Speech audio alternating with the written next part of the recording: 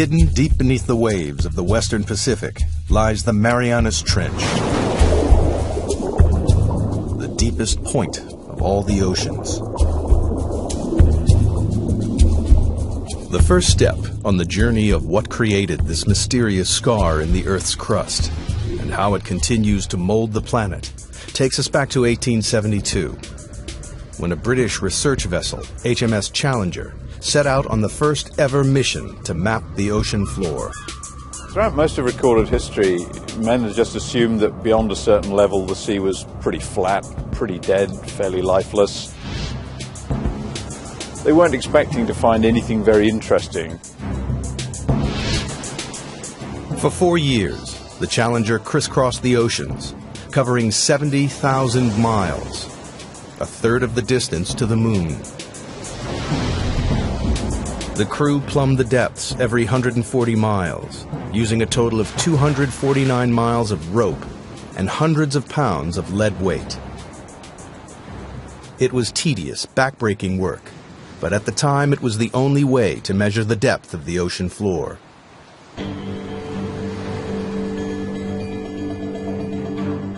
When they got to the Western Pacific, 200 miles off the island of Guam, the crew routinely lowered the rope for a measurement.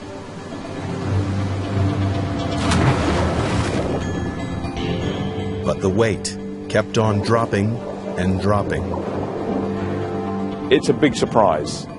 Nobody thought the ocean was this deep. So all of a sudden we've got scientists saying, why is that?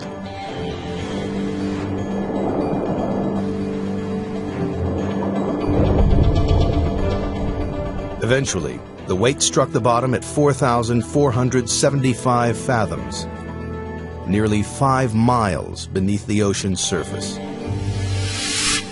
The scientists would be going, wow, we've found something, and what does it mean? Is it a little hole? Is it a big hole? What kind of feature is it down there? There's a whole lot of questions you get when you find this one spectacular reading. The Challenger expedition marked the birth of modern oceanography and provided the first crude map of the ocean floor. It showed how the ocean floor gently slopes away from the land and then plummets thousands of feet into vast flat plains. But the Western Pacific is different. It drops off again into the 5-mile deep hole, a hole that blew right out of the water the long-held belief that the sea floor was flat and featureless. And it spawned a mystery, because nobody could understand how this strange underwater feature came about. It would be 75 years before any answers emerged. It took a revolutionary new technology, sonar, to push the investigation forward to the next crucial stage.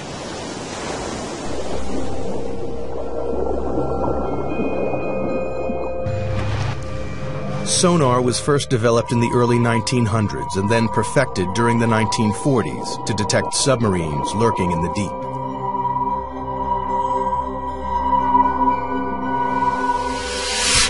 The system works by pumping sound waves through the water. The waves bounce off solid objects and are reflected back to a detector.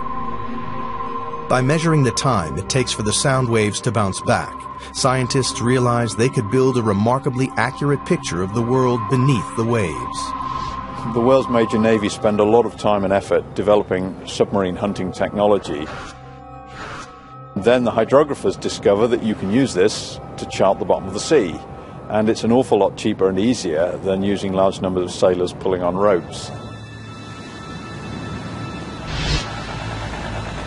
In 1951, a British Navy research ship returned to the deep hole found by the Challenger expedition. But this time, they were armed with sophisticated new sonar equipment. And the results were amazing. Detailed sonar maps revealed that the deep hole in the Pacific Ocean floor isn't a hole at all, but part of a massive trench, 30 times deeper than the Empire State Building is high. It runs twice the length of California, 1,500 miles from the southeast of Guam to the northwest of the Mariana Islands. People were probably astounded by what they were seeing because clearly the ocean floor had enormous changes in relief, was very mountainous in some places, had great deeps in other places. To a geologist, this would be extremely exciting. Even within the trench itself, there are remarkable variations. At its southern end lies the greatest surprise of all. The seafloor drops down another 2 miles to its lowest point, a staggering 7 miles beneath the waves. Scientists had discovered the deepest part of the oceans. Even today, it is the lowest known point on the planet. They named this part of the trench the Challenger Deep, in honor of the ship that discovered it. To get a sense of just how deep trenches are, if we take the height of Mount Everest, we would still have about a mile of water above us before we get to the ocean's surface. But how the Marianas Trench was formed remained a mystery. Investigators decided the best way to find the answer was to dive to the bottom of the trench, to see for themselves the lowest point on the planet, the Challenger Deep. But they faced a major problem. At the bottom of the trench, they would have to contend with pressure 1,000 times stronger than at the surface. That's the equivalent of being squeezed on all sides by the weight of 50 jumbo jets. To demonstrate the effects of such pressure, scientists use a dummy head. Today what we're going to do is actually put one of these styrofoam wig heads in the pressure chamber and expose it to the pressure we would see in the Marianas Trench. That's about 16,000 psi. A human skull would be crushed to a pulp, but the rubbery head will only have all the air squeezed out. Wow, that's smaller. And here's what the original size was, just for comparison. Quite dramatic. Pretty stark difference between something that hasn't been 7 miles deep in the ocean and something that has. Glad I'm not going there. At the Mariana Trench, human life is impossible. We're not equipped to resist those kinds of pressures. And so it's necessary to protect humans from that type of an environment. The challenge to engineers was how to accomplish this. In 1953, Swiss scientist Auguste Piccard designed the Trieste, a pioneering vehicle that could withstand the crushing pressures.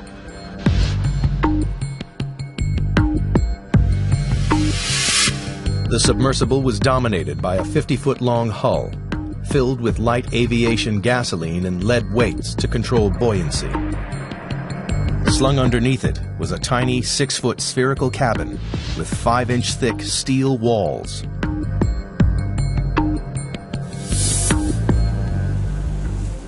Finally, after 7 years of modifications and manned test dives no deeper than 3.5 miles, the Trieste was ready to attempt the 7 miles to the bottom of the trench. The commander of this perilous undertaking was U.S. Navy Lieutenant and deep-sea explorer Don Walsh.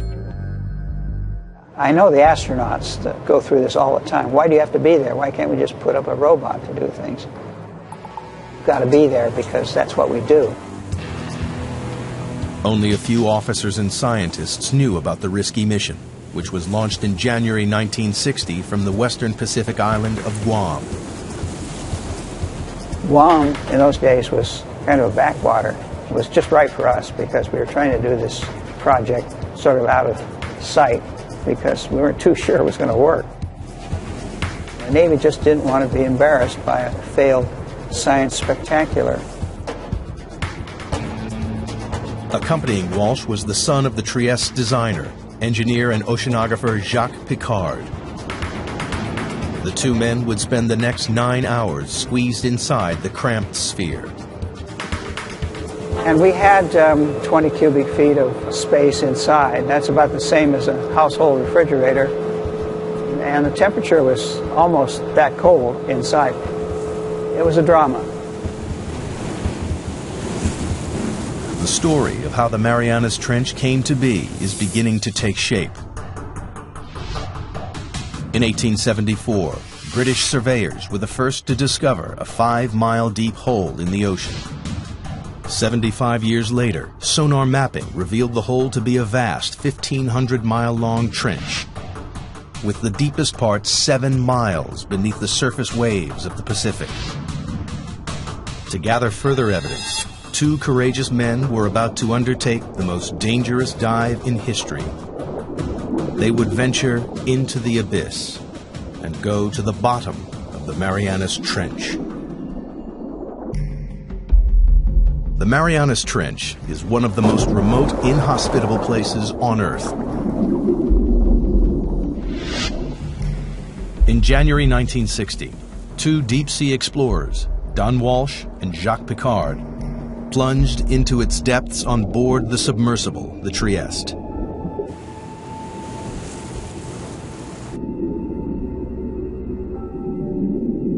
At a speed of just 3 miles per hour, they began their slow descent into the twilight zone. By 3,000 feet, the darkness was total. The only illumination was from the Trieste's powerful lights. The depths we were operating at, it was always black. The only thing that lit up the abyss was the bioluminescence from animals and plankton. Like fireflies, they carry their own light sources with them. Encased in their 5-inch thick steel sphere, Walsh and Piccard quickly passed their test dive record of 18,000 feet. Everything appeared to be going to plan. At the rear of the cabin, the crew were protected by a double layer of glass. But 2 hours into the dive, the outer pane cracked. We had a great big bang. We didn't know what it was. We were about 20,000 feet. And we looked around and checked everything. Every square inch of their tiny life-supporting capsule was fighting back 8 tons of pressure. With the outer pane broken, the only thing between the men and instant death was a single pane of glass. If the inner window had cracked, we would have been instantly dead, maybe even before we knew it. But incredibly, the inner pane remained watertight. Walsh and Piccard decided to continue the descent. After a tense, claustrophobic 4 hours and 48 minutes, they approached the bottom of the trench, only to be startled by movement on the sea floor. Just before we landed, we saw a flatfish, about 1 foot long, and that's a bottom-dwelling fish, so if you see one, there are others. Nobody expected to see life at these crushing depths, but it meant the explorers had reached their goal. The very bottom of the Marianas Trench. The depth gauge, with a reading of 35,800 feet, nearly 7 miles below the surface, confirmed the sonar findings.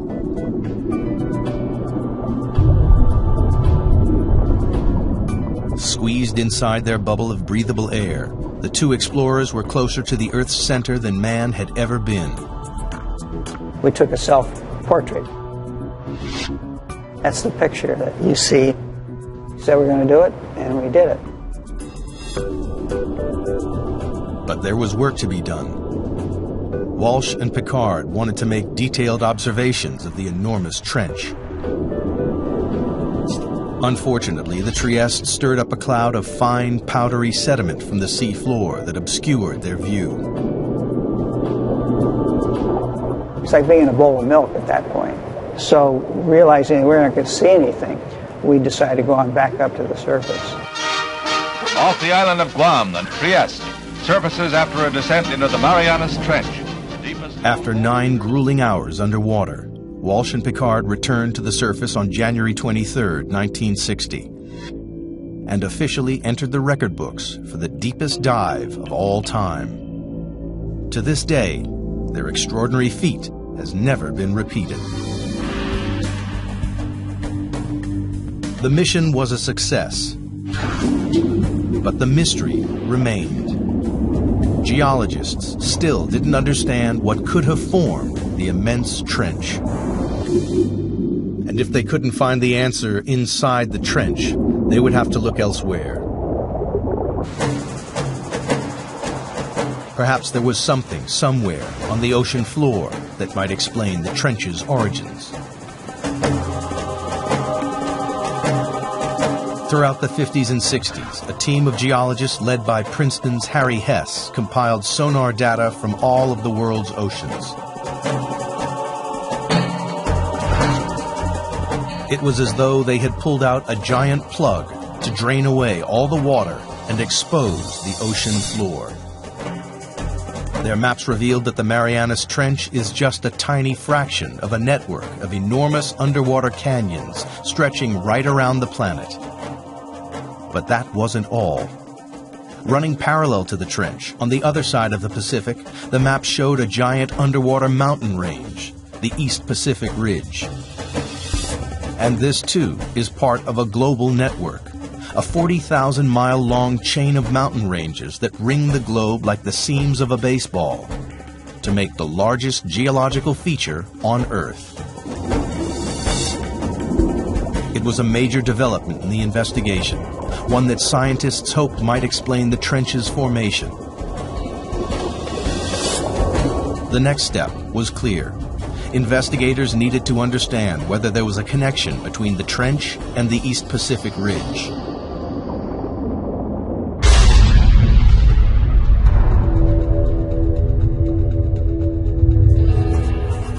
The breakthrough came from the unlikeliest of sources. During the Cold War, the U.S. built a vast network of underground seismometers to pick up atomic bomb testing around the world. Inadvertently, the seismometers also detected naturally occurring earthquakes. When geologists plotted these on a map, a pattern emerged. The earthquakes were clustered along the ocean's ridges and trenches. It was a discovery that transformed our understanding of the Earth. Geologists realized the friction that causes earthquakes comes from movements that must be occurring deep beneath the ridges and trenches. With this great investment in seismology, it became possible to locate very precisely where earthquakes had occurred. And it was these things, the precise location, the depth, and the motion, that really gave the outlines of plate tectonics. It was the birth of an extraordinary new theory. The solid layer of rock, the crust on which the land and ocean sits, is broken up into a series of vast slabs that geologists call tectonic plates.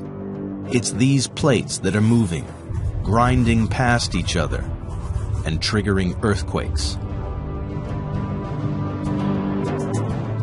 The underwater ridges and trenches sit on the boundaries between tectonic plates.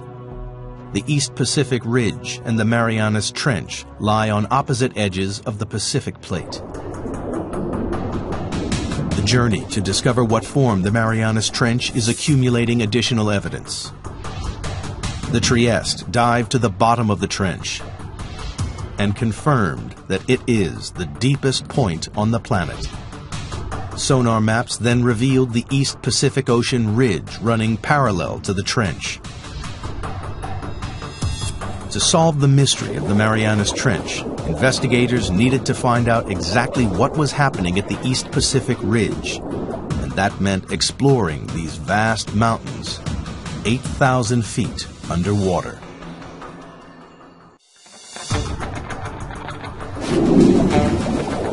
The pieces of the Marianas Trench puzzle are falling into place with the knowledge that it lies on the western edge of the Pacific tectonic plate.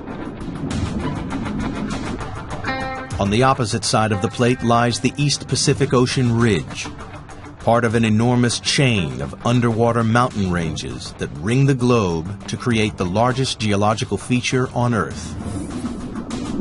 Scientists had a hunch that this colossal ridge might help explain how the trench was formed. And they found a major clue halfway round the globe, where the ridge passed beneath the middle of the Atlantic Ocean. During the Cold War, the U.S. Navy developed a new technique to spot Soviet submarines. They scanned the seas with a tool called MAD, a magnetic anomaly detector, which could pinpoint steel hulls lurking in the deep. But they stumbled across something else. Running parallel on either side of the ridge, they found strange stripes of magnetic rocks, alternating positive and negative away from the ridge's peak. Here's the mid-Atlantic ridge coming down through here. Almost perfectly symmetric on either side of that are these white and black stripes. These have often been called zebra stripes. Geologists know that the Earth is like a giant magnet with a north and a south pole. But the magnetic poles aren't fixed. Every 300,000 years or so, the magnetic field suddenly flips 180 degrees. When the field flips, a compass that was previously pointing north will swing to the south. This reversing of the Earth's magnetic field is a very interesting and exciting but very puzzling phenomenon for geophysicists to explain. Scientists think this reversal explains the stripes either side of the ocean ridge. In the 1960s, geologists discovered that molten volcanic rock, known as magma, swelled up from deep underground to create the ridges in the Atlantic and Pacific. As magma wells up between the tectonic plates, it pushes the seafloor up and forms the colossal mid-ocean ridge thousands of feet high. When the rock is hot and molten, its magnetic minerals line up with the north-south direction of the Earth's magnetic field. As the magma cools, the minerals are locked in position. These rocks act as a permanent record of the magnetic pole's location when the rocks were formed. As more and more magma is forced up, the old crust is pushed away from the ridge and records the reversals in the Earth's magnetic polarity. If you have reversals of magnetic polarity, then the seafloor acts sort of like a tape recorder and records these changes in magnetization. Then the pattern of magnetic stripes allows people to calculate the speed at which the plates are moving apart. The zebra stripes are proof that over time, the seafloor in both the Atlantic and the Pacific is spreading away from the ridges at a rate of more than 2 inches a year. But geologists needed proof that magma created the ridge. If red-hot molten rock is forming the enormous mountain range in the Pacific, the surrounding water should be warm. In 1977, a team of scientists set out to discover whether this warm water really existed. Dudley Foster was the pilot for these historic dives. It's been an exciting occupation because you're on the cutting edge of science. New discoveries all the time. Every cruise, there's a new group of scientists with new scientific objectives, and it's the exploration and the discovery. And that's really what puts the thrill in the job.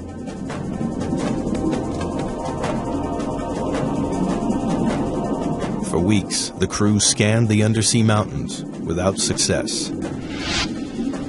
And then they hit the jackpot. A bizarre pillar of rock, spewing hot, toxic gas. And we saw the water was sort of shimmering, sort of like bubbling in a glass teapot or something. We stuck the temperature probe in there and measured 38, 39 degrees Fahrenheit, which was really amazing because the ocean's a huge heat sink. So to see something warm like that was kind of startling. In these pillars of rock, the expedition had found the heat from the magma surging up from deep inside the Earth. It wasn't warming the water evenly along the ridge. It was channeled up through strange hydrothermal vents. When you make these discoveries, you don't know how significant they are. The true significance of them maybe takes several years to appreciate. And this was one of those times. For the investigation into the Marianas Trench, these vents are a decisive piece of evidence. They confirm that magma is continually creating new crust at the Pacific Ocean ridge. And magnetic zebra stripes prove that old crust is pushed away from the ridge towards the other side of the Pacific Plate, towards the Marianas Trench. But this presents scientists with a puzzle. If new crust is being created at the ocean ridge and the Earth isn't expanding, then the old crust must be disappearing somewhere else. The reason that there's not getting bigger with seafloor spreading is because the same amount of seafloor is being destroyed in the Pacific. Something in the Pacific Ocean is devouring the seafloor, and all the evidence points to the Marianas Trench. In the hunt to discover what formed the Marianas Trench, scientists now know crust created at the ocean ridge is being devoured somewhere and by something in the Pacific Ocean. They suspect the Marianas Trench is involved. But the proof would come not from the trench, but from these. The Mariana Islands, a chain of volcanoes that break through the ocean surface 200 miles west of the trench. Scientists noticed the island chain mirrors the trench's exact shape. This led them to think the trench was responsible for the island's creation. If you see pictures of the Marianas Trench, it's curved, and the line of volcanoes that it generates is curved exactly parallel to it. Geologists believe that the trench formed the volcanoes via a process called subduction. Subduction occurs where two tectonic plates collide. As they grind past each other, the heavier plate is pushed beneath the lighter plate.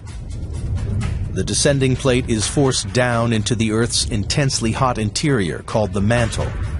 It takes with it water and sediment built up over millions of years. Volcanoes form above subduction zones not because the Earth is hotter there, but because this is where we're taking the water that once was in the ocean. It's taken into the mantle and gets sweated out, causes the mantle to melt, and this magma is what then rises and erupts explosively out these volcanoes.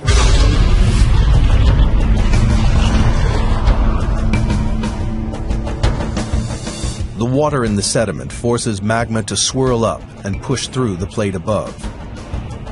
And when it breaks the surface, it creates volcanoes, like the volcanoes that form the Mariana Islands. It was subduction that formed the islands west of the trench and gave investigators the breakthrough they'd been looking for. Because here, at last, was a process powerful enough to create the Marianas Trench. As the descending plate dives down, it digs into the mantle. Here, the colliding plates form a trench, a giant crease in the ocean floor. It seemed that scientists had finally explained how the trench was formed. There was just one problem. A very large problem. Around the world, subduction zones cause violent earthquakes and catastrophic tsunamis. We know subduction is happening because of the active earthquakes, and these are the most devastating earthquakes. This is the earthquake that generated the tsunami in Sumatra. Also, the other very large earthquakes in Alaska and Chile. But the Marianas Trench, the deepest subduction zone in the world, hasn't caused a devastating earthquake since records began in the 17th century. Investigators needed to know why. That's the $60,000 question. They hoped the trench's shallower western edge might provide the answer.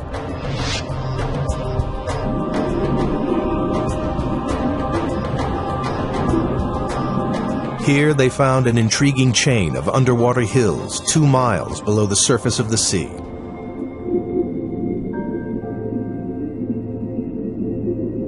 Engineers drilled down into the hills and collected core samples.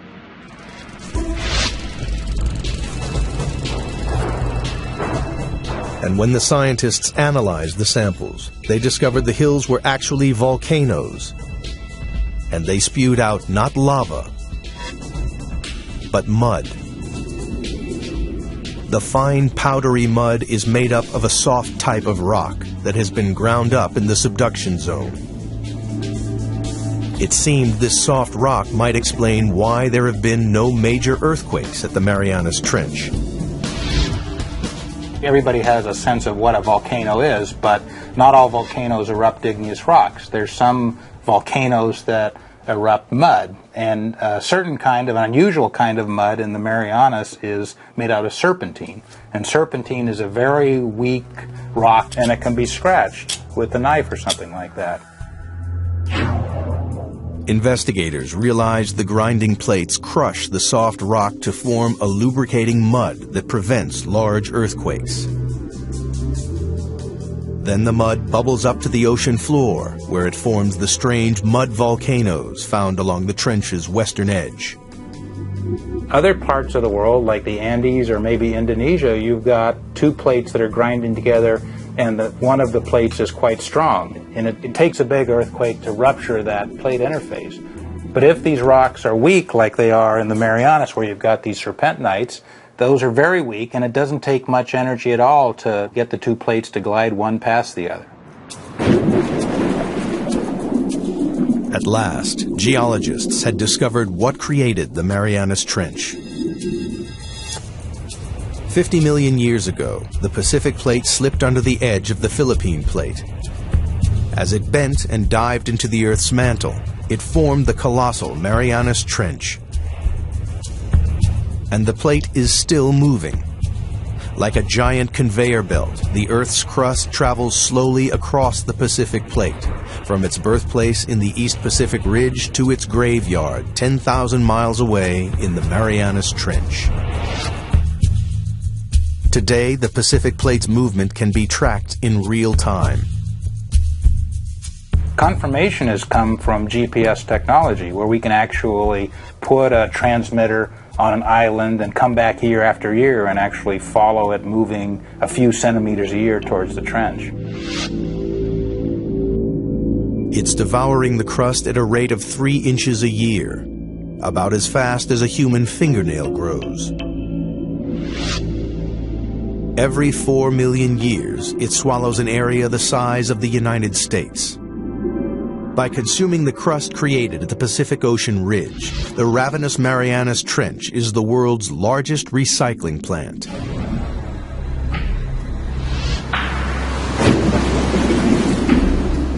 But there was one remaining and major piece of the puzzle to find. Scientists still didn't know why it is the deepest trench on Earth. They suspected the age of the seafloor at the bottom of the trench may provide the answer. It turns out there's a really strong relationship between the age of the seafloor and its depth in the water. In 1999, a team of deep sea drillers returned to the trench to collect core samples. One great thing about drilling this ocean crust is we actually got pieces of it. So we're holding in our hands here the material that's actually getting subducted at the Marianas Trench, and it turned out to be 170 million years old. So we can say with confidence that's the oldest ocean floor before it's getting swallowed up in the mantle at the trench. But why is this piece of rock the oldest on the ocean floor? The seafloor at the Marianas Trench is so old because it's been so long since it was born. So it was born in the equivalent of the Eastern Pacific today, and it's just been going on longer than any other place in the oceans before it's been subducted. The Pacific Plate is the planet's largest tectonic plate, covering an area 11 times the size of the United States. When crust bubbled up at the ridge 170 million years ago, it was light and buoyant. But as it traveled 10,000 miles across the plate, it cooled and became compact and dense. Over millions of years, the dense crust got heavier and began to sink into the mantle below.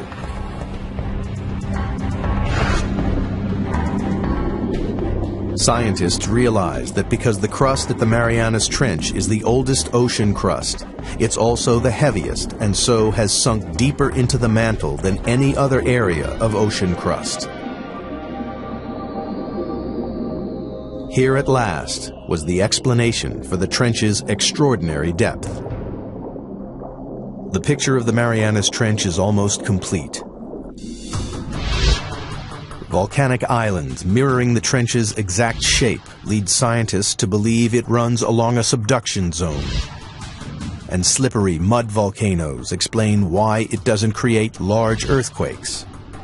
But one question remains unanswered. Towards the trench's southern end, the vast chasm drops a further 2 miles to its lowest point, the Challenger Deep, 7 miles beneath the waves. The question is, what makes it plunge so deep?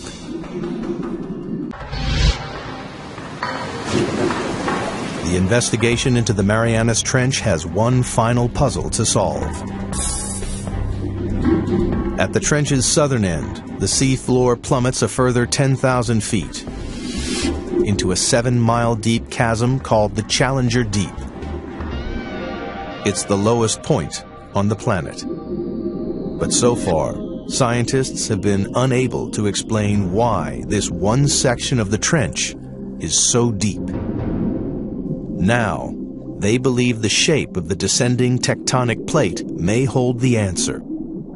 The Challenger Deep, in addition, is a little bit deeper because of some peculiarities relating to how the slab that's going down is behaving. A narrow slab of crust has torn away from the Pacific Plate's descending edge. Well, it's basically got to do with how the slab pushes the mantle out of the way. Where you have a narrow slab, like you have at the Challenger Deep, it can sink almost vertically because the mantle that it's trying to displace can move around out of the way. Investigators have finally unraveled the mysteries of the Marianas Trench.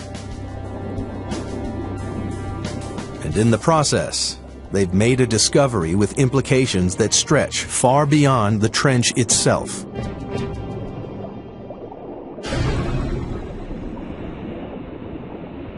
Studying the ocean ridges led geologists to believe that magma welling up at the ridges was pushing the plates apart. But the exploration of the Marianas Trench has changed this idea forever. People used to think that maybe the magma would kind of push the plates apart. And that idea is largely discounted now. As the ocean crust travels from the Pacific Ocean ridge to the trench, it changes from a buoyant, red-hot magma into a colder, denser, and heavier crust. The plate's leading edge becomes so heavy that it drags the rest of the plate along behind it. The heavy, cold plates at the trenches are sinking down into the mantle and pulling the plates apart at the ridges, and the magma just passively fills in the gaps. The investigation into the Marianas Trench has revolutionized our understanding of how the Earth's plates move. We now know a worldwide network of subduction zones drag tectonic plates around the globe, powering the movement of continents over millions of years, and moving the very Earth we stand on. The plates that are moving fastest on the Earth are the ones that have all the trenches. The Pacific Plate is the fastest moving of the 9 major plates on the planet because it is surrounded by dozens of destructive trenches like the Marianas. They are consuming the ocean crust faster than the ocean ridge can produce it. Over millions of years, the Pacific Plate will shrink until sometime in the distant future, the largest ocean on Earth will disappear. Australia will crash into the United States, reshaping our planet. Perhaps one day, downtown Seattle will compete for real estate with a suburb of Sydney, Australia. And all because of subduction zones like the Marianas Trench.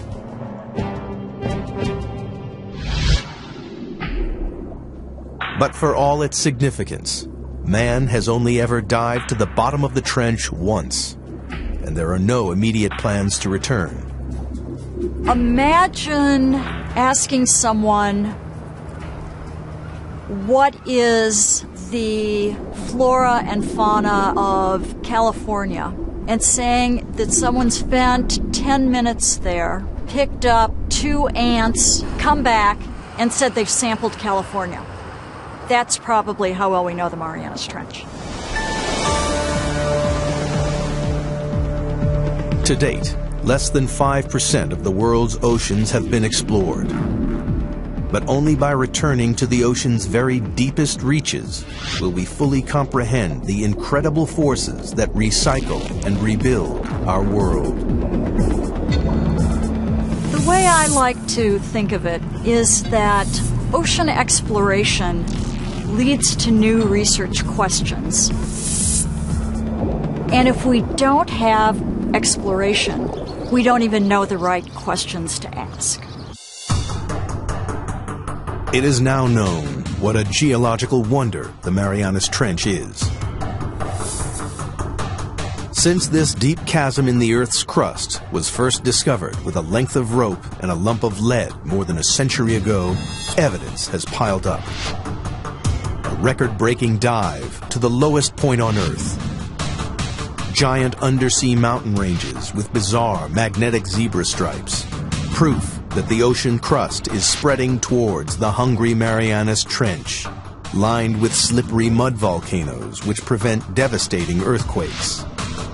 And the planet's oldest ocean crust, the reason that the Marianas Trench is the deepest point in the oceans. In the darkest and most remote place in the world, scientists have added to their knowledge about the powerful forces that contribute to the dynamic story of our planet.